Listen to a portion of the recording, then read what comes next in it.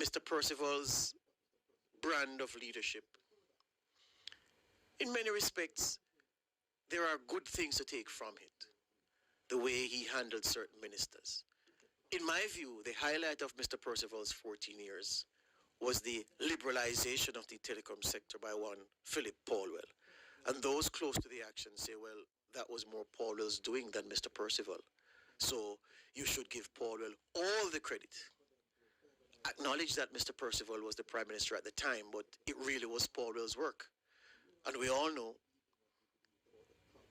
that Philip Paulwell wrung every bit of goodwill out of that liberalization of the telecom sector towel, to the extent that for the many other things that he got up to, there was barely enough of the goodwill left to tide him over. Mr. Percival said, look, when the bad times came, it's youthful exuberance. That was him being grateful to what Paulwell had done for his administration. But that was a highlight for me. And that was hugely significant, is hugely significant in the history. But it's not Mr. Percival's work. It's Philip Paulwell's work.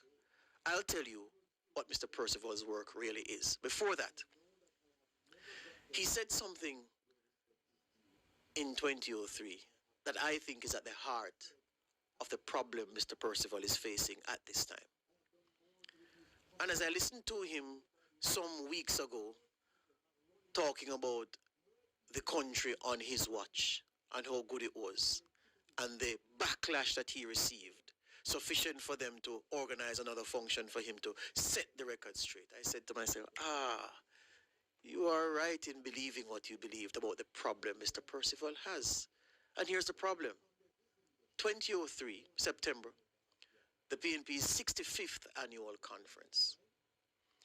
Mr. Percival made a speech, parts of it which will go down in the history of the politics in this country.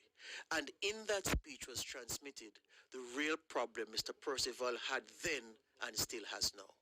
Here's what he said. Every leader has a different style, and my style is this style, he told conference in 2003. I am a humble man, and I will always be to my dying day. Blood runs through my veins like everybody else's, but I know that I have never got the respect where respect is due for the things that I have done. He said, I have built more highways than anybody else. I have done more to reduce poverty than everybody else. More people have running water. More people stop use kerosene. More people have electricity. More people have telephone. And more men have gal than at any time else, said our Prime Minister in 2003. So part of his legacy as he wound down his premiership was that under his leadership, more men in Jamaica have gal. Yeah?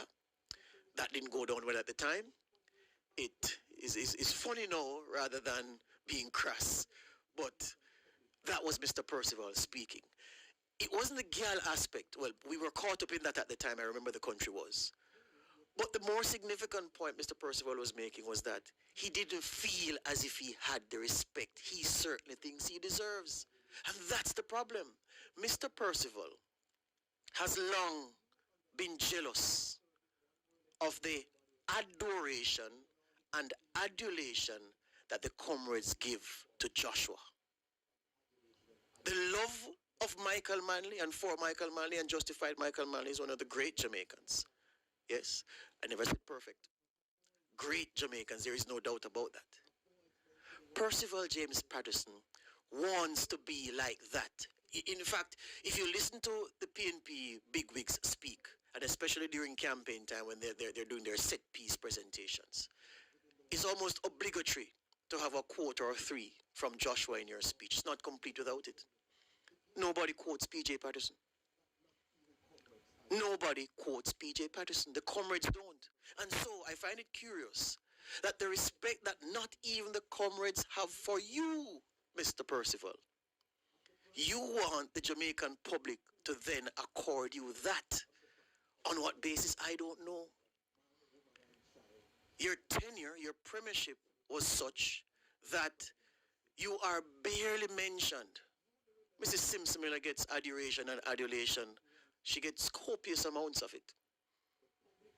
You, on the other hand, longest serving, won more elections than anybody else, and done all the great things you say you did, and yet still you fall short of the adulation and adoration measures, which is why it's so curious that a PNP hierarchy that quite rightly avoids mentioning the Patterson years, avoids mentioning what Mr. Percival did at the wicket, now brings him back to boost its election campaign. So, apart from feeling unappreciated and being unappreciated within the walls of his own party, Mr. Percival is now appealing to Jamaica to give him the love that not even comrades are giving him. I'll tell you how we remember you, Mr. Percival. And there are so many numbers to use. You will be remembered as the Prime Minister who heaped more debt on the back of every Jamaican man, woman, and child than every Prime Minister before you and every Prime Minister since. You will be remembered as the man who, when 1992 ran its course and that year finished, the public debt was about $60 billion. By November 2005, 4 months before you left office, Mr. Percival, that 60 billion debt that you left us, well, that we started with in 1992, had swollen to 830 billion by November 2005. That's how we will remember you, Mr. Percival, as the debt Prime Minister. We'll also remember you, Mr. Percival, as the murder Prime Minister.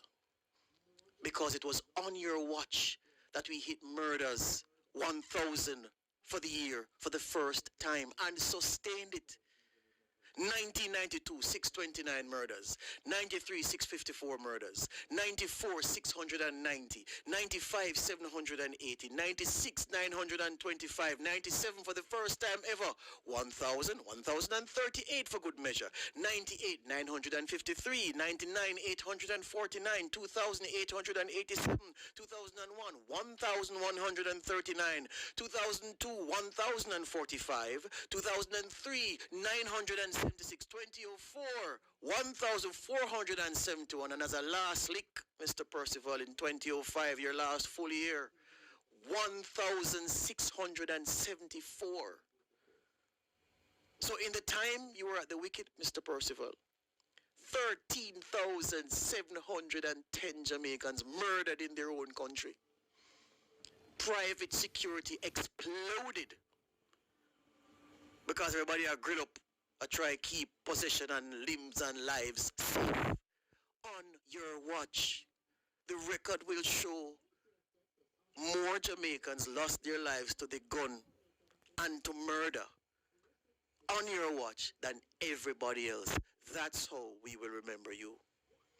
And so I say, Mr. Percival, I didn't even have to touch Finsack to prove that you have no moral authority to enter any argument about how this country is run. And in tandem with your former finance minister, the two of you together remind me of Dick Dastardly and Motley from Wacky Racers.